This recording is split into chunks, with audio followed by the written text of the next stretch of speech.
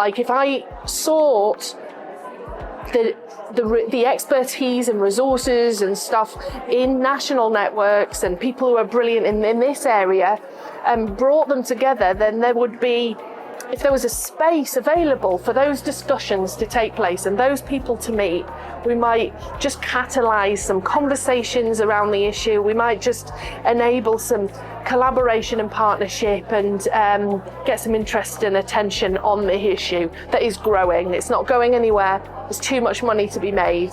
This network is important to raise awareness on such a vitally important matter. It's really good to see lots of different partners from different sectors joining together and having really good conversations. It's good to keep abreast of what's happening in the local area and make sure that everyone's aware of the risks that can often be hidden in our communities. Well, I'm here today because it's brilliant to partner with the Clue Initiative and their work on modern slavery, and because the work we do is so interlinked with that. So we are tackling prostitution and all forms of sexual exploitation, which includes modern day slavery. So we're here today particularly in Cumbria because there's huge gaps here, and we've had some support, part-time support that we've been doing for the last year, and that has brought some significant evidence, if you like, of need and of a lack of particularly specialist services to reach this group of women. So that's why we're here. I think the thing I'm going to take away today is really about the power of getting different roles together from across the different services.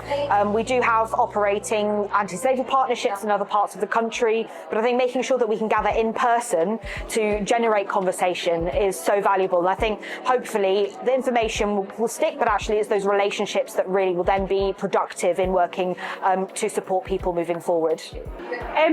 So for us, it's great to have those links in terms of who we can reach out to for education. So we've already got the details for police to come and do some education for our wellbeing teams, and Streetlight have certainly lit a fire in our midwifery bellies. And as we were listening to their talk and giving examples of those women who are at risk of sexual exploitation, we were all thinking of the different cases that we've worked with, and actually for those women that might have been a real risk for them. So I'm here today to firstly build on what I would describe as an ever-growing database full of contacts. I think this arena is so big that it doesn't just take one agency to solve it and tackle it, look after it. We need to work together collaboratively. And already, and we're only sort of halfway through the day, I've already written down 2 or 3 new contacts. I've given my details out to 2 or 3 different other partner agencies who are going to get in touch, because I think for me a lot of people don't know that it's going on out there. And modern slavery, exploitation, human trafficking, it goes on behind closed doors, it's hidden in plain sight. And if we as the police, along with partner agencies such as Streetlight UK, can educate other partner agencies such as midwifery, probation, counsellors, anyone really that comes across members of the public and deals with different members of the public. If we can educate them into being able to look at the signs of exploitation, letting them know the right places to refer things into. And I think we all need to work together really to prevent it if we can. And if we can't prevent it, then support the victims who are unfortunately at the forefront of it. Once I've gone away from here, I'm going to be speaking with my colleagues and my friends who volunteer in our churches to discuss what role we might play as church communities in supporting those who are on the front line, and also what role we can play as potentially conveners to support those locally working to combat modern slavery. Yeah, I think every time we sit and talk about modern slavery, there's always something to learn. I've been working in this space for more than 7 years now, and there's still, every time I meet with a new organisation and hear their direct experiences, particularly frontline services, there's always something to learn.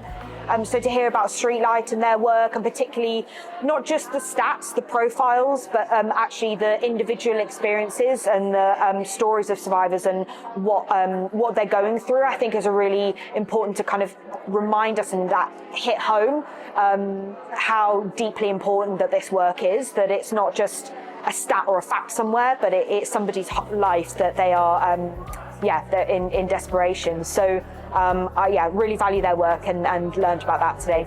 Yeah, I think the takeaway is actually that we've made the right decision in investing in Cumbria, because there's a real willingness here in the room from all the different agencies and people involved, from the NHS to the police to the statutory, yourself. So there's a real willingness in the room, I think, to make a difference and to engage and to highlight sexual exploitation, and some very vulnerable individuals at the heart of what we're all doing here in Cumbria.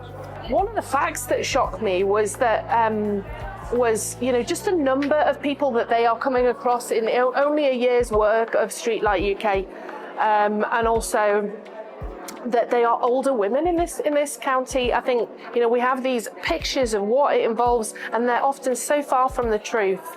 Thanks very much for watching and for caring. You can get hold of me if this has sparked any interest. You want to get in touch, it's joe@ctic.uk. Thanks very much.